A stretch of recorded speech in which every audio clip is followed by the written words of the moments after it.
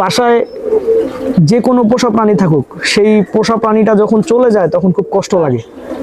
এই যে আপনারা যারা কবুতর ধরেন, আপনাদের কি লজ্জা নাই? লজ্জা লাগে না?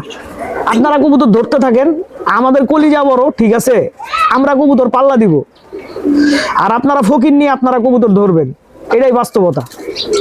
এই কবুতরের বাচ্চাটা তার মায়ের শেষ স্মৃতি। যেই কবুতরের জেনারেশন ভালো, যেই কবুতরের রেজাল্ট ভালো, সেইটাই আমার পছন্দের কবুতর। যারা হাইপের কবুতর কিনেন, বিশ্বাস করেন ভাই, আপনাদের ঘটি বাটি কম্বল নিয়ে ভিক্ষা করা লাগবে কয়দিন পরে। আসসালামু আলাইকুম দর্শকবৃন্দ, কি অবস্থা সবার? কেমন আছেন আপনারা? আপনাদের সবাইকে আমার নতুন একটা ভিডিওতে স্বাগত। দর্শকবৃন্দ, মনটা খুব একটা ভালো না, কারণ হচ্ছে আমার বাসায় একটা বাজরিগর পাখি আসছিল। তো যেই পাখিটা এই অতিরিক্ত ঠান্ডার কারণে আমি ওষুধপত্র খাওয়ায় সুস্থ করতে পারলাম না, শেষ পর্যন্ত পাখিটা মারা গেল। তো জিনিসটা আসলে খুবই খারাপ লাগছে, খুবই প্যাথেটিক। আসলে বাসায় যে কোনো পোষা প্রাণী থাকুক, সেই পোষা প্রাণীটা যখন চলে যায় তখন খুব কষ্ট লাগে, আর এই কষ্টটা আসলে মাইনে নিতে পারি না, বুঝছেন?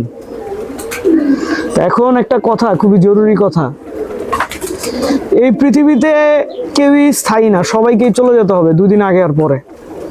কিন্তু আমাদের এটা মনে থাকে না ভাই, আমরা কখনো ভাবিও না যে আমাদেরকে চলে যেতে হবে। এই দুনিয়ার ভাই আসলে কোনো দাম নাই।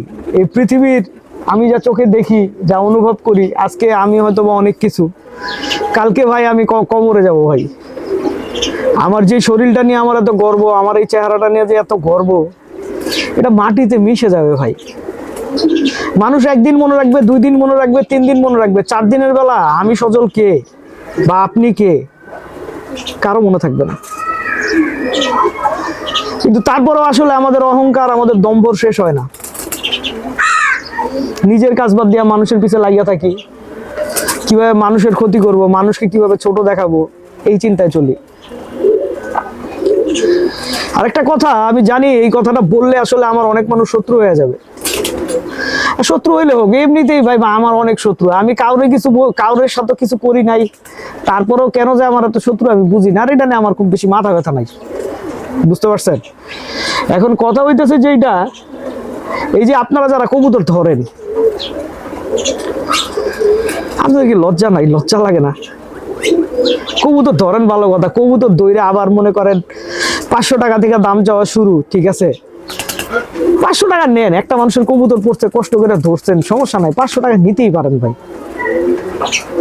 কিন্তু ভাই এই যে 5000, 6000, 2000, 3000, এটা কোন যুক্তিতে চান ভাই? কোন যুক্তিতে চান? বিবেক নাই ভাই, বিবেক নাই আপনাদের?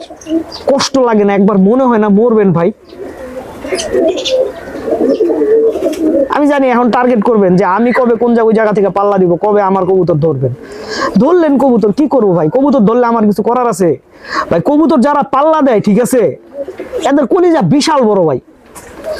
যদি আমাদের কলিজা বড় না হইতো, আমরা বাপের জন্য কবুতর পাল্লা দিতে পারতাম না।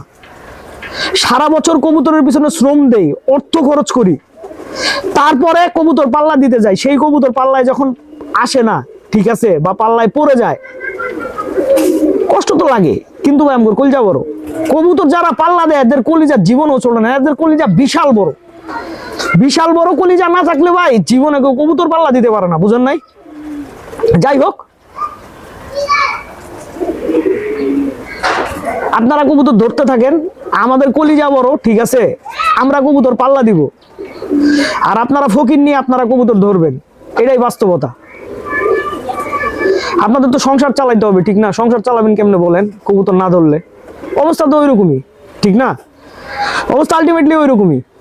যাই হোক ভাই, এখন আমি মনে করেন আমার থিঙ্কিং আমার একটাই, আপনারা ভালো হন বা না হন আমার যায় আসে না।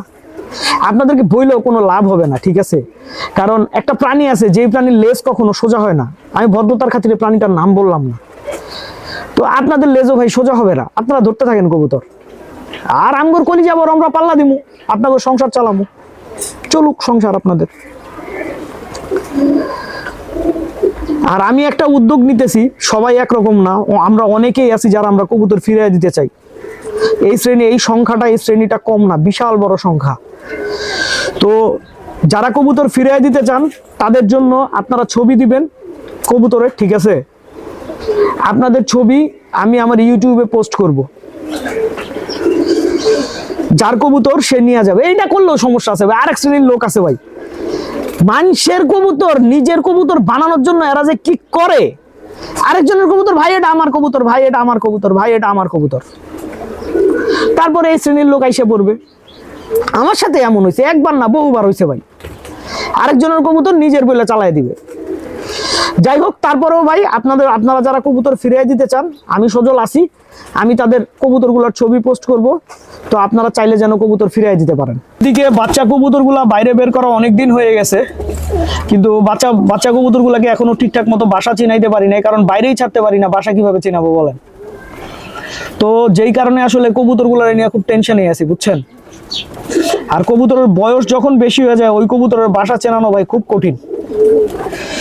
এখন পাল্লার এমন একটা সিচুয়েশনে আছি, আমি কবুতরের পাল্লা শেষ করতে পারতেছি না। আমি একা না ভাই, কেউই পাল্লা শেষ করতে পারতেছেন না, কারণ ওয়েদার এমন খারাপ হওয়া হয়েছে যে কবুতর পাল্লা দিবেন তো কেমনে পাল্লা দিবেন বলেন? কিছু করার নাই। এখন পরিবেশ সবার জন্যই সমান, তাই আসলে এটা মাইনে নিতে হইতেছে। তো আপনারা দোয়া করবেন আমরা সবাই যারা কবুতর পাল্লা দিই আমরা যেন কবুতরের পাল্লাটা শেষ করতে পারি।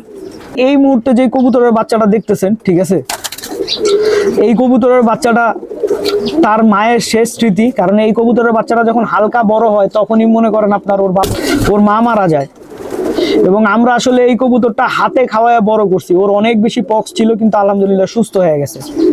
আপনি এই কবুতরটার পাখার লেয়ার দেখেন, কত সুন্দর পাখার লেয়ার দেখছেন? তো আমি আশা রাখতেছি যে মনে করেন এই কবুতরটা খুব শিগগিরই ইনশাল্লাহ আমি উড়াইতে পারবো, এবং এই কবুতরটাকে আমি বাইরেও ছাড়ি, কবুতরটা মাশাল্লাহ উড়েও এবং বাসা চিনাও ফেলছে। আমার খুবই পছন্দের একটা খাকি মাদি কবুতর, আর আমার আসলে সেই কবুতরই পছন্দ হয়। আমি অনেক সময় বলি না আমার পছন্দের কবুতর, যেই কবুতরের জেনারেশন ভালো, যেই কবুতরের রেজাল্ট ভালো, সেইটাই আমার পছন্দের কবুতর। যেই কবুতর রাস্তায় পড়ে যাবে ওই কবুতর আমার পছন্দের কবুতর হতেই পারে না। এই কবুতরটারে লং টাইম রেস্টে দিছি, ঠিক আছে? তো ইনশাল্লাহ খুব শিগগিরই আমি জোড়া দিয়ে দিব কবুতরটারে, ঠিক আছে? আমাদের বাসার কিছু কবুতর বাসার বোঝা। এই যে এত সুন্দর যে কবুতরটা দেখতেছেন ভাই, বিশ্বাস করেন এই কবুতরটা আমার বাসার বোঝা ছাড়া আর কিছু না। কারণ হচ্ছে এইটা একটা লাল খাকি কবুতর, আমি না এই মাদি খুঁজা পাই এই কবুতরের, ঠিক আছে, না এই কবুতর জোড়া দিতে পারি। তো এই কবুতরটা খালি ফালাই রাখা হইতেছে, কোনো সমাধানে আসলে আসতে পারতেছি না। মাদি খুঁজতেছি, একটা মাদি পাইছিলাম এই কবুতরের, ঠিক আছে, মাদির দাম চাই হচ্ছে 20,000 টাকা। যেই কবুতরের কোনো রেজাল্টই নাই ভাই, একটা কবুতরের রেজাল্ট নাই, কোন হিসাবে শুধু কালারের জন্য 20,000 টাকা দাম চান? খালি কালার হইলেই হইলো ভাই। আর যারা এইসব কালার দেখা, শুধু কালার দেখা হাইপের কবুতর কিনেন, একবারে এক কবুতরের হাইপ উঠে, যারা হাইপের কবুতর কিনেন বিশ্বাস করেন ভাই আপনাদের ঘটি বাটি কম্বল নিয়ে ভিক্ষা করা লাগবে কয়দিন পরে। কারণ যেই কবুতরের কোনো কারণ ছাড়া দাম হয়, শুধু কালারের কারণে, শুধু শেপের কারণে দাম হয়, সেই দাম ভাই বেশি দিন স্থায়ী হয় না। রেজাল্টের, আপনি একটা হাই ফ্লাইং রেজাল্টের কবুতর কিনেন, রেজাল্টেড কবুতর, ও পরীক্ষিত, ওর যে দামটা আছে সেই দামটার ভ্যালু আছে। আর যেইটার মনে করেন আপনার রেজাল্ট নাই, কিছু নাই, সেই দামের কোনো ভ্যালু নাই। তো দর্শকবৃন্দ, ভিডিওটা এখানেই শেষ করছি। আপনারা সবাই ভালো থাকবেন, 5 ওয়াক্ত নামাজ পড়বেন। আসসালামু আলাইকুম।